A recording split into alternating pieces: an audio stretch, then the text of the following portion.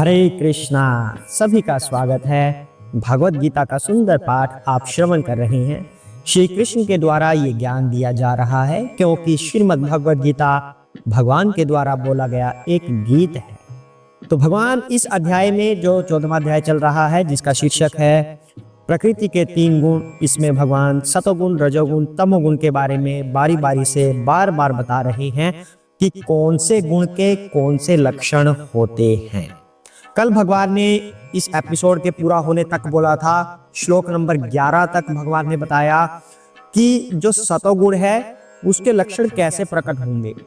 सतोगुण के लक्षण प्रकट करने के लिए हमारे शरीर के 9 द्वार होते हैं, वो सब के सब सतोगुण में स्थित होने चाहिए। इसके बारे में डिटेल एक्सप्लेनेशन कल वाले एपिसोड में आप देख सकते हैं।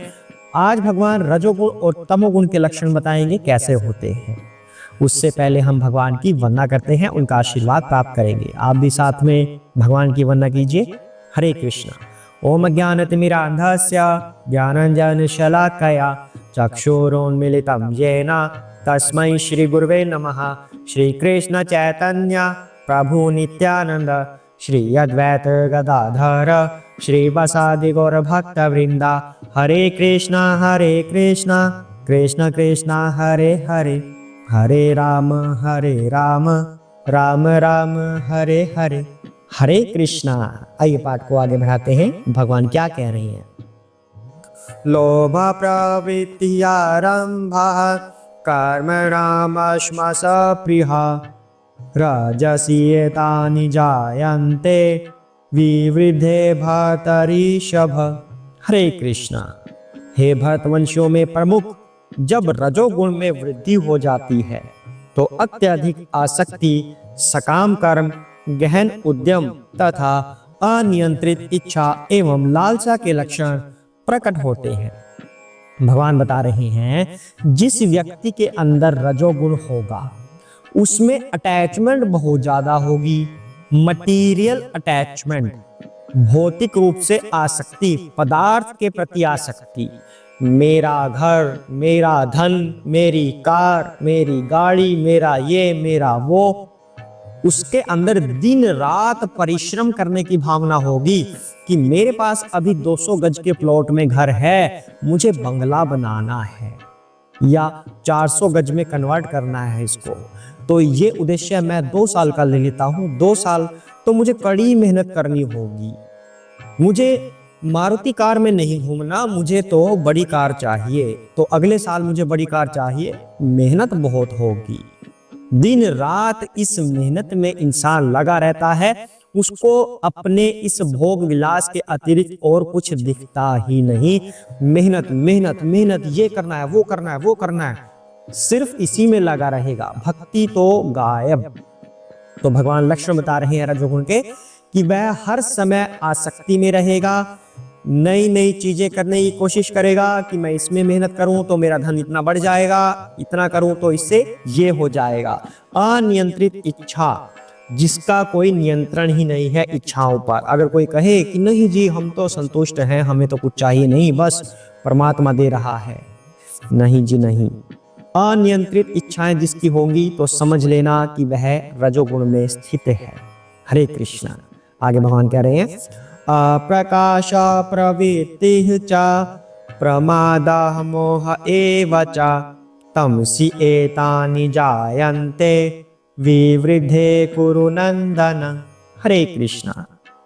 जब तमोगुण में वृद्धि हो जाती है तो हे कुरुपुत्र, अंधेरा, जड़ता, प्रमत्तता तथा मोह का प्राकट्य होता है।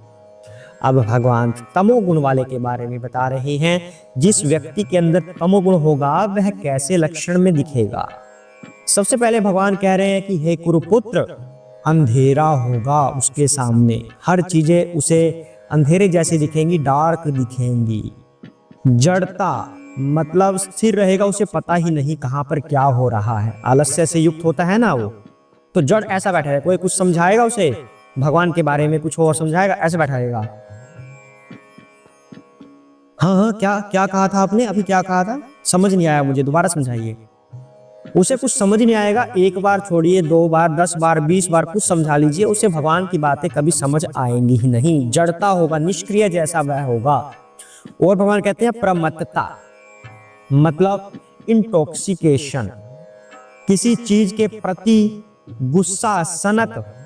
आई want to enjoy that lady, मुझे यह लेडी चाहिए, मुझे यह बॉय चाहिए, मुझे यह वस्तु चाहिए, मैं इसको लेकर रहूंगा। तो इस तरह का सनकपन वाला व्यवहार ये होगा, गुस्सा होगा हर चीज के प्रति।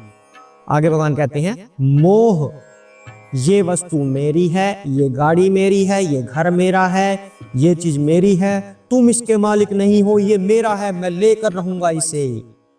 मोह, अटैचमेंट, मतलब रजोगुण में भी अटैचमेंट होती है, उसमें तो लालच होता है, पर इसमें अधिकार जताता है अपना। मोह ऐसा कि अधिकार जताए गुस्से में, चाहे उसके लिए कुछ भी करना पड़ जाए, इस तरह का मोह।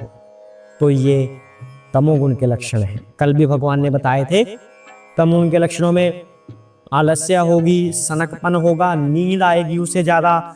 आज भगवान ने इसमें 1-2 चीजें और जोड़ दी, जैसे कि जड़ता, वह निष्क्रिय होकर बैठा रहेगा, उसे कुछ पता ही नहीं चलेगा कहां पर क्या हो रहा है, कितना भी समझाएं उसकी बुद्धि काम ही नहीं करेगी। आगे भगवान कहते हैं यदा सत्वे प्रवृद्धे तु प्रलयं याति देहभृत तदा उत्तम विदाम लोकान अमलान प्रतिपाद्यते। हरे कृष्णा। अब भगवान मृत्यु की बात कर रहे हैं। जब कोई सतगुण में मरता है तो उसे महर्षियों के विशुद्ध उच्चतर लोकों की प्राप्ति होती है। इसका तात्पर्य महर्षि उच्चतर लोकों में रहते हैं, हमारे पास तो दुर्लभ हैं। अब उच्चतर लोक, निम्नतर लोक, ये क्या होता है? आपने सुना होगा भू भुवा स्वाहा। इसका मतलब क्या है? हमारे 14 लोक हैं, जिस ब्रह्मांड में हम रह रहे हैं 14 लोक हैं। 7 पृथ्वी के नीचे, 8वीं पृथ्वी, 6 पृथ्वी के ऊपर। तो जो पृथ्वी से 1-2 लोक ऊपर हैं, स्वर्ग लोक तक की बात ले लीजिए, ये लोग होते हैं रजोगुण वाले। इनके अंदर रजोगुण की प्रधानता होगी। भोग विलास की स्वर्ग लोक वालों में भी होती है, पृथ्वी वालों में भी होती है। पृथ्वी से नीचे वाले जो लोग होंगे उसमें तमोगुण की प्रधानता ज्यादा होगी।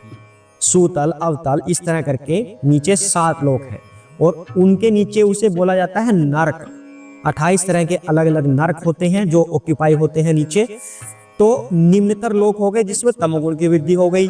तो पृथ्वी से ऊपर स्वर्ग लोक तक, उस तक हो गया अपना रजोगुण। जो ऊपर के लोक हैं, मेनली 4 लोक, वो होते हैं सतोगुण की प्रधानता वाले। उसमें महर्षि वास करते हैं, उसमें ब्रह्मा जी का लोक भी आता है, वहां पे महर्षि होंगे। तो जो लोग सतोगुण लेकर पृथ्वी पर वास कर रहे हैं वो ऋषियों की तरह होंगे। मतलब पृथ्वी पर तो सारे ही गुण होते हैं, सतो भी, तमो भी, रजो भी, लेकिन मेनली यहाँ पर रजोगुण की प्रधानता होती है पृथ्वी पर। और जो सतोगुण वाले होंगे वो महर्षियों जैसे होंगे, जो रजोगुण वाले होंगे वो तो सिर्फ भोगविलास में लगे रहेंगे। तो भगवान यहाँ पर कहते हैं जो सतोगुण में मरता है, यानी कि पृथ्वी पर रहते हुए सतोगुण धारण किए किए ही उसने अपना शरीर त्याग दिया, उसे महर्षियों के उच्चतर लोकों की प्राप्ति होगी। मतलब 3 गुणों से ऊपर नहीं उठा अभी व्यक्ति, मरते मरते या शरीर छोड़ते छोड़ते सतोगुण तक वो स्थित था। तो उसे भगवान का धाम नहीं मिलेगा फिर, लेकिन उसको लोक उच्च मिल जाएंगे, जहां से ब्रह्मा जी का लोक है, महर्षियों वाले लोक हैं, ऊपर के 4 लोकों में से कोई एक लोक मिल जाएगा। अगर वो तीनों गुणों से ऊपर उठता मरते हुए, तब उसे भगवान श्री कृष्ण का लोक मिल सकता था, शिव शंकर भोलेनाथ का लोक मिल सकता था। शिव शंकर भी भगवान हैं। और तो इस तरह भगवान कह रहे हैं कि सतोगुण में मरने वाले को उच्चतर लोकों की प्राप्ति होगी। तो अब भगवान इसके बारे में मरने की क्रिया आगे बताएंगे कि रजोगुण में जो मरेगा उसको क्या मिलेगा, तमोगुण में जो मरेगा उसको क्या मिलेगा। भगवान ओवरऑल डिस्क्रिप्शन दे रहे हैं इन तीनों गुणों के बारे में, बिल्कुल सटीक वर्णन, जहां पर किसी व्यक्ति को संशय ही ना रहे।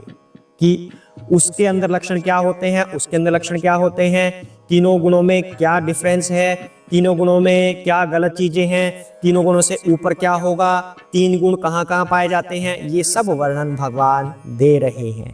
तो आगे के बारे में हम कल जानेंगे। आज के लिए इतना ही करते हैं, इसको ध्यान से श्रवण कीजिए। हरे कृष्णा। जय श्री कृष्ण चैतन्य प्रभु नित्यानंदा श्री अद्वैत गदाधर श्री वसादि गौर भक्त वृंदा। हरे कृष्ण कृष्ण कृष्ण हरे हरे, हरे राम राम राम हरे हरे। हरे कृष्ण।